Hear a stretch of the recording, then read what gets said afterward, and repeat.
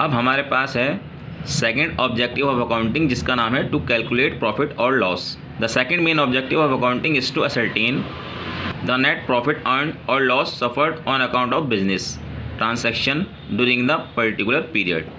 For this purpose, trading and P&L account of the business is prepared at the end of each accounting period. All the items relating to purchase, sale, expenses and revenue incomes of the business are recorded in trading and P&L account.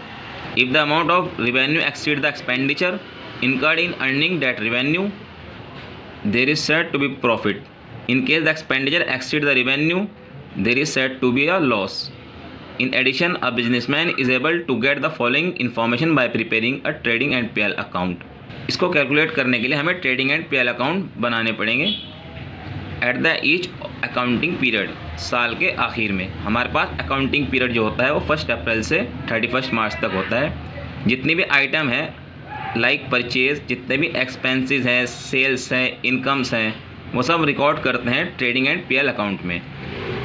Trading and P&L account debit side में all expenses आएंगे और credit side में all incomes आएंगी।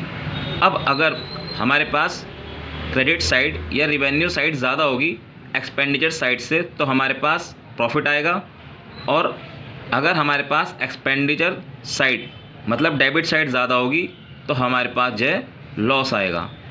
Trading account जो बनता है उसके अंदर ऑल डायरेक्ट एक्सपेंसेस आते हैं जो डायरेक्ट रिलेट होते हैं मैन्युफैक्चरिंग यूनिट से, मैन्युफैक्चर एक्सपेंसेस से और मैन्युफैक्चर से, और जितने भी इनडायरेक्ट एक्सपेंसेस हैं वो सब आते हैं प्रॉफिट एंड लॉस अकाउंट में। सो स्टूडेंट, ऑल एक्सपेंसेस जो आएंगे वो डेबिट में आएंगे, ऑल इनकम्स जो आएगी वो क्रेडिट में आएगी। उसके बाद हम ट्रेडिंग एंड P&L अकाउंट जो बनाते हैं उसमें हम इजीली पता कर लेते हैं कि हमने कितनी परचेज़ पूरे साल के बीच में की है ड्यूरिंग अ पर्टिकुलर पीरियड, मतलब 1 अप्रैल से लेकर 31 मार्च तक कितनी सेल की है हमने और कितना स्टॉक हमारे पे अनसोल्ड है और कितना हमने वेरियस हेड्स पे एक्सपेंडिचर किया है और कितना हमने वेरियस हेड्स से रिवेन्यू कमाया है, मतलब इनकम हुई है।